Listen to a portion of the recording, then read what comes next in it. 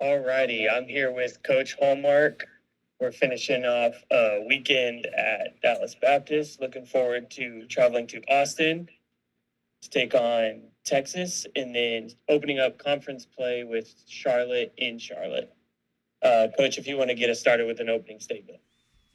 Yeah, it was a little bit of a disappointing week. Dallas Baptist is a good team, so not all that disappointing that we didn't win the series, but disappointed in the way we played. We didn't play very well yesterday, and we didn't play very well Tuesday either. So, yeah, we just got to improve. Looking to do that this week. Sean, if you want to get us started. Sure, Coach. Even though you may not have gotten the results that you wanted, what is the experience of going and playing at Dallas Baptist? How does that help prepare you for the conference and for postseason play, hopefully coming up? Well, they're the caliber of team we're trying to not just beat, but be. We talk about being versatile and winning in different ways. In other words, sometimes you'll win with good pitching, and sometimes you'll win with base running or bunting or hitting, any number of things. So anyway, that's what Dallas Baptist is able to do. I think they can beat you with quality pitching. They've got two quality starters, two really, really good starting pitchers, and then they got two or three arms in the bullpen that are good. So they can beat you with their pitching. They obviously can hit. That's kind of what they're known for. But they also run the bases really, really well. I was disappointed with the way we handled that. We prepared for it and talked about it and planned for it, and then we didn't do a good job stopping the stolen base. So there's just so many areas that we can improve on, and that's why I wanted to play them. We played them at the perfect time too, the weekend before conference starts, which I think is what you're alluding to. That was the right time to play them. So now the test is putting the work in to improve in the areas they showed us we need to improve in. Go ahead, Jerry. Good morning, Coach. I wanted to ask you about Tausig's performance over the weekend. 3 home runs in the one game. He looked like he was hitting the ball hard just about every time up there. What after seeing what he did against pretty good pitching, what are you forecasting for the kind of year that he might be able to have for us this year? I don't know. I'm probably not going to forecast it, but I'm not surprised. JT's a good hitter.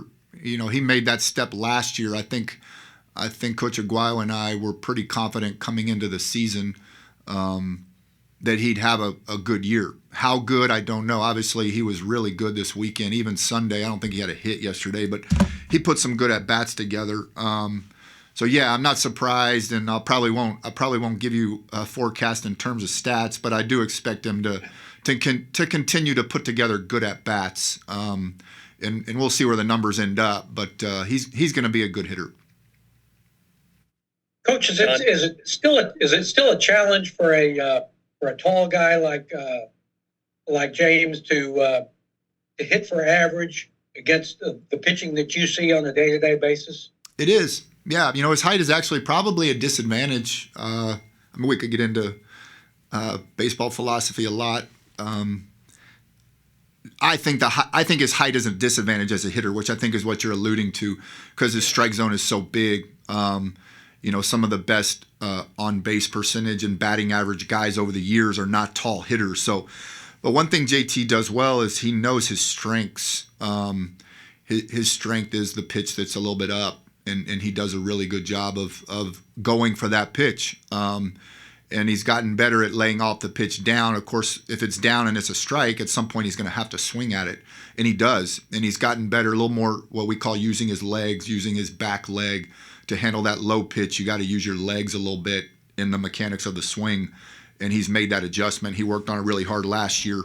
But at his height, it's not super easy to do that. But he's a complete hitter. He can handle the low pitch now some too. So it's dangerous because if you want to pitch him low, but you slide it in a little bit, he can hit it out of the park. So it's a dangerous pitch to go for it down there too. So he's just a good hitter, mature in that he knows his strengths and he knows his weaknesses.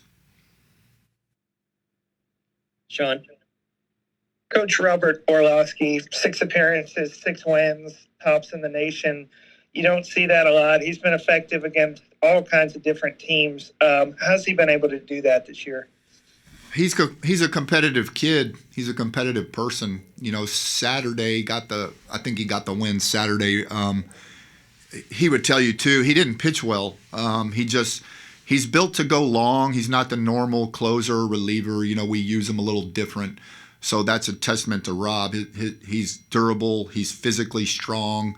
He's a hard worker. So he's built to put those long outings in, even though we use him out of the bullpen.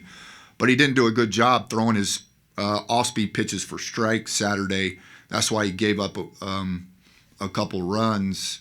They just got to sit on his fastball. Their left-handed hitters got to sit on his fastball. So you let DBU's hitters sit on a pitch and they're going to get you. But Rob's just so competitive. He's competitive and he's talented. That's the other thing you can't overlook is Rob's talented. We're fortunate he's here, but I just love his competitive will. His competitive will is what we need more of on this team right now. And how did he come on your radar, a guy from Idaho, to come to UTSA? The connection there was his uncle. His uncle lives in just north of San Antonio, not quite here in town, but basically in the suburbs between here and South Austin. And his uncle runs a select baseball organization. He's run it for a long time. He's had multiple organizations, and he's very tight into the local high school and even youth level baseball scenes. So it was Rob's uncle that we knew the uncle, right, for years. And that was the connection. Rob came down to a camp, and we could see, I think he was in 10th grade, maybe 11th, but we could see right away he had some talent tucked away up there in Idaho. So happy to have him. Jerry. Yeah, Coach, I just wanted to ask about the challenge of going to Austin tomorrow and playing a pretty hot UT ball club up there. They brought in Coach Schlossnagel in the off season, and now they're on this long run. What does it feel like with having the opportunity to go up there and play those guys tomorrow? Well, it's exciting. It's another opportunity to pick up a meaningful win. Not that some of them aren't meaningful, but an RPI, a huge boost from an RPI win. That's the first thing we look at, or at least me, is we're going up there to win. But at the same time, you're also gonna be tested a little bit, and you're gonna learn something about yourself. We learned a lot about ourselves this weekend. So there's more than one reason to go up there. I wish we could play them more often. I wish we could play all those best teams. To Coach Schlossnagel's credit, since I've known him, he's always been willing to play my teams, and not all those Power Fives are. So I'm glad he is.